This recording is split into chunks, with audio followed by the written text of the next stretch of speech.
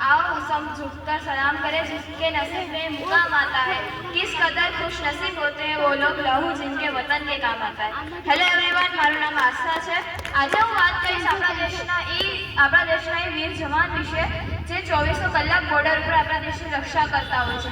ભર તડકે ભર ઉનાળે કોરોના જેવી મહામારી પરિસ્થિતિમાં પણ તેઓ આપણા દેશની રક્ષા કરતા હોય છે। મને ગર્વ છે મારા દેશના વીર જવાન ભાઈઓ ઉપર અને વીર જવાન સૈનિકો ઉપર જે આપણા દેશની રક્ષા કરતા હોય છે। આપણે એક સૈનિકની વ્યથા ત્યારે જ સમજી શકીએ છીએ જ્યારે આપણે એક સૈનિક હોઈએ છીએ।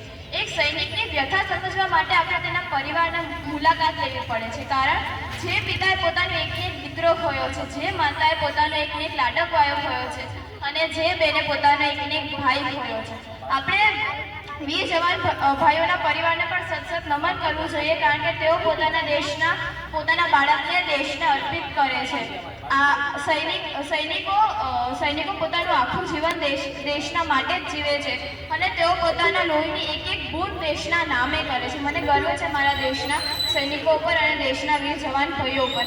હાલમાં થયેલા પાકિસ્તાન યુદ્ધમાં પણ ઓપરેશન સિંદૂર કરીને આપણા વીર જવાન ભાઈઓએ દેશની રક્ષા કરી હતી। તેઓ આપણા દેશની એક દીકરી જેણે સોફિયા કુરેશી, જે પાકિસ્તાનમાં ઘૂસીને એના મુખ્ય મથકને ઉડાડી દીધા હતા, ત્યારે પણ તેઓએ પોતાના દેશની પરવા કર્યા વગર, પોતાના જીવની પરવા કર્યા વગર દેશની રક્ષા કરી હતી। મને ગર્વ છે મારા દેશના ભાઈઓ ઉપર, વીર જવાન ભાઈઓ ઉપર। Thank you.